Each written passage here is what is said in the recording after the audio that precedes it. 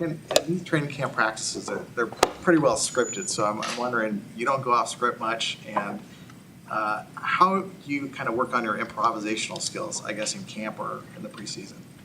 Yeah, I mean, once you get in the season and like a regular season game, things break down. That's part of football. Going off schedule and finding guys in the scramble drill and all that kind of stuff. So when you're in practice, you got your scripted plays and you want to be on time. You want to go through your progressions, but the minute something breaks down, for me, I'm still trying to treat it like a live rep. And it really is for the receivers as well. Like for us to find each other, find open space, and work on those kinds of things. If you just sit there and take a sack, which it might be in a game, but for practice, it's like, hey, let's continue to try to find something to work on. So that's how I look at it. When you throw an interception in practice and watch it on film afterward, what's your process of assessing yourself on that play? Yeah, I mean, it depends on, what kind of pick it is. If I'm trying to fit it in a window and trying to just be aggressive, or I just couldn't see a guy, those are the questions you got to ask yourself, and that's what I do ask myself. And obviously I get pretty mad at myself in terms of, dude, you turn the ball over and you can't do that. So it's finding a way to grow mentally for myself in terms of, dude, you can't do that, or hey, I was being aggressive here and we're just trying it out, and I'm seeing if I can do it with this guy in that kind of window or that kind of look. And so, but at the end of the day, I'm not just out there trying to just throw the ball up and act like it's camp and I don't care, because I do. So Jordan Mason was talking to us yesterday and said that he sunk $3,000 into a jugs machine and had his dad shoot him passes like tons during the off season to upgrade his receiving skills. Have you noticed an upgrade in his receiving skills? Yeah, JP looks great, man. He's on top of his stuff, and just in terms of the run game and the fits and his pass protection, like just seeing it as a running back, you could tell he's on it. And then when he gets out and for checkdowns and he's where he's supposed to be, he's got great hands. And he's the kind of guy that we've trusted in the past, but even more so now. He's shown it time and time again, and he's building pretty good practices. So we're excited about it, and obviously the more guys in the running back room, the better. So proud of him. Talked a lot about the physical and mental benefits of having that full off season. From a leadership standpoint, have you felt just being out there every day and getting all those reps in the spring, just making you feel more comfortable in terms of commanding the huddle, or just feeling like you're in charge out there? Yeah. When I first came in the NFL, like as a rookie, and even last year coming off like the surgery and stuff, there's a little timidness in terms of, all right, like you go in, you got to say the play, you got to say it correctly. You break the huddle, and what are my reads and this and that. But now it's like I feel good with the guys, with the language of the offense, and I can see it in my mind quicker when coach calls a play. So it's a lot more smooth for me, and I love that. But I still got to find that edge every day of, all right, I have to find ways to be uncomfortable and still walk in the huddle, command it, break it, and not just think that the game's easy, because it's not. It's never going to be easy, and I got to continue to push myself in that way. But in terms of hearing the play, getting in the huddle, speaking to the guys, saying little things outside of the play, like, hey, reminder, this, that, I feel a lot better with that. So, Expound on that. How do you find ways to make yourself feel uncomfortable? Just like the play clock. Greasy has the play clock going up, so I'm not back there thinking about the play all day, walking in the huddle. It's like having that sense of urgency. Like, all right, I know the play, I know what I have to do on this, but it's getting in the huddle, getting some sense of urgency, getting up to the clock. We got 3 seconds left, and even in practice, like guys want to get set and then we motion. But my thing is like walk up and, hey, let's go. We don't have time, and so like let's make it more game realistic. So that's the level that I'm at now with it. Brock, you mentioned you're upset. Obviously, you throw a training camp interception. Much was made of the other day. You threw 4 picks in your last 5 attempts. I mean, after something like that, are you like, get out of my way, I'm super pissed, or like? Or is it just like, okay, I understand why these things happen? Or I guess what's your emotions, because it became like whether you know it or not, a national story. Yeah. No, I take pride in protecting the ball for our offense and our team, and so obviously I'm mad when I'm not completing the ball to our guys and it's going to the defense. So and I'm hard on myself, and the coaches are too. Like, we have a standard here, so it's not like I said, we're just going out and just because it's practice, it's okay to throw picks. Like, no, there's still a standard here. And so, but with that is, I know you guys have heard me say this all over the media, but now's the time to be trying out some stuff in terms of throwing some windows and some tight coverages and whatnot. But you know, I still got to grow. I still got to be better, and I'm hard on myself with it. But you know, now's the time to do it. I remember last year coming off my UCL at practice, I was throwing some stuff and I threw multiple days of picks and stuff. But you get into the season and you're ready for those moments and you're ready to execute and protect the ball. So that's where we're at in the time of year. Like You today. were on the field after practice, doing some extra reps with the guys catching. What were you working on? Just just throwing on the run. You know, I feel like at practice, I can continue to get better at throwing on the run and being in time on throwing on the run. So today after practice, I just wanted to hone in on, you know, we have a day off tomorrow, so I wanted to get after it in terms of staying on the move, being accurate with the throws, and trying to get better. Like today with no Debo, no McCaffrey, no IU, guys you would be throwing to a lot in games. How does a day like today benefit you? It's good. I mean, obviously, we have like our star players not getting a whole lot of reps, so we have other guys stepping up. And for me, it's all right, regardless of the mismatches and all that kind of stuff, I'm going to drop back, go through my reads, and I got to be efficient regardless of, you know, not having my guys out there. So stepping up, going through reads, hitting Chris Conley over the middle, checking the ball down, like being smart.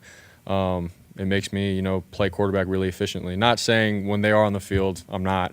But when they're on the field, I'm my antenna's up in terms of, all right, if I do get this look, I'm more tentative to throwing Ayuk or Debo. So a day like this was good for me to just go through reads, take completions, and be efficient. Or Brock, if a new receiver walks in the room, how long does it typically take you rep-wise before you feel real comfortable with that receiver? Probably, you know, like maybe a couple weeks, to be honest. You know, we have to go over so much detail within our routes, our concepts, our timing, all of that. It's not a couple days and then you feel good and you're ready to go play a game. Like, it takes time, especially in this offense. Like, everything is so detailed within our offense and our scheme that I have to have a guy come in and learn and understand things and where to be and the timing of a concept, not doing too much in his route and stuff. All those things take time. And so, I mean, I'd probably say a couple weeks if that were the case. But, yeah. Let's do a couple of weeks with Ricky Pearsall. What would have been your kind of impressions of him as he goes through his first camp here? Yeah. I mean, I think he's getting better and better, just more comfortable within our offense. But, you know, I think we need more reps, you know, to throw him the ball, need more opportunities and looks. And that'll come. I'm confident in that. But last couple of days, like, I've tried to get him the ball and stuff, and whether he's trying to get held or trying to get in and out of cuts, like, it's sometimes tough at practice because you don't always get the cleanest look, so you're trying to make it happen. But he's doing a good job. He's picking up the playbook. He's learning it real well. And, you know, from what we did in the OTAs, and then he had a little setback with his hamstring, so we just got to get back on track with that. But I'm confident that we will.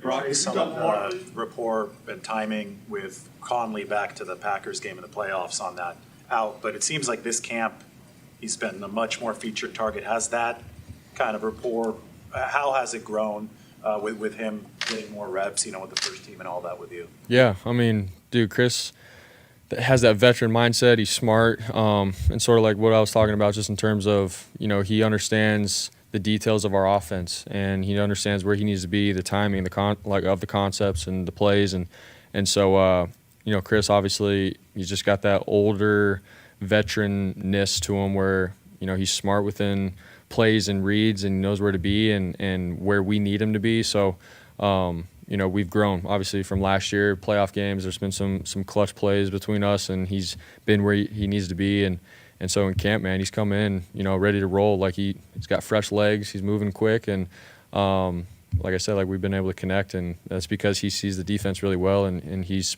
supposed to be where he needs to be. So he's done a great job. Brock, even over your preseason game plan, do you anticipate seeing the field next weekend? We haven't talked about that. So we're just taking one day at a time. And I think it all just depends on how practices go and my reps and how I'm feeling and stuff. But I'm sure we'll make a decision here as the game comes closer. So Lenore has earned a lot of praise in camp so far. What have you seen going up against him every day? Yeah, he's a baller, man. He's got just good ball instincts, and he understands football well. He's gotten more and more reps, obviously, as his career's gone on. And you know, for us, like, every time we walk up to the line and I see him in man coverage, I'm like, all right, this is gonna be a battle here. So he pushes our guys. He pushes me. You know, I got to be accurate with the ball because he's going to be on the back hip pretty tightly, and you know, he's made some really good plays. So going up against him and a bunch of the DBs, man.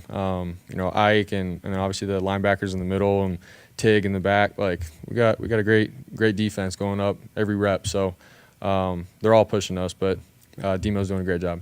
Any early impressions of Mordecai, the rookie? Yeah.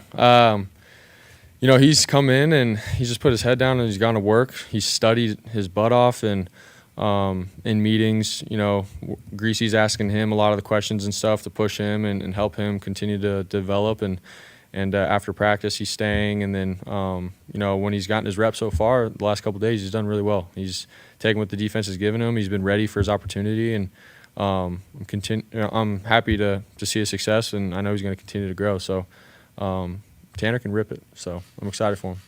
Last one. Serious question, but I mean, you make relatively little in salary, and so you've done a lot of, you know, commercials and stuff. Does that provide a nice supplemental income? Like seriously. Next question. No, And like, how is it? I assume you've got a lot of opportunities, and you probably haven't taken them all. But what is the process like? Is it your agent says, "Hey, Brock, what about this?" Or you just like, how is it presented to you, and then how do you decide? Okay, that sounds good.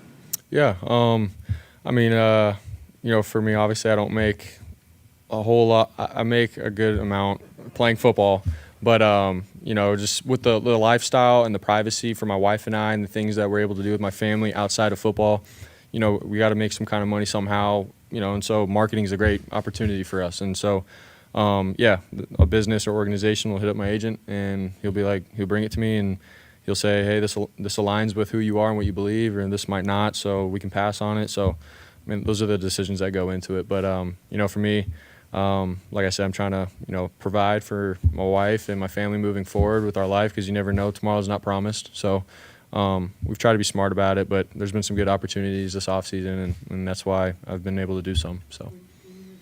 Privacy, I mean, is it to a point where it may be practical for you, given you've reached a level of fame, to like be hanging out in some random apartment complex and saying hi to Joe Blow, you know, as you leave? Like, is that what kind of you're getting at? Yeah, I mean, just that, or like, how do I describe it? Like, yeah, just security, you know, with our house where we live, and when we travel and stuff, being able to, you know, fly first class and do like those kinds of things, and Ubers, like the more expensive ones where they're more private. Like, I don't know how to describe it, but I'm just thinking long term for my wife and I. Like, yes, like the privacy aspect. Like, with privacy comes expenses, and it's a little bit more expensive with that kind of lifestyle. So that's what I'm thinking of. But thanks, guys.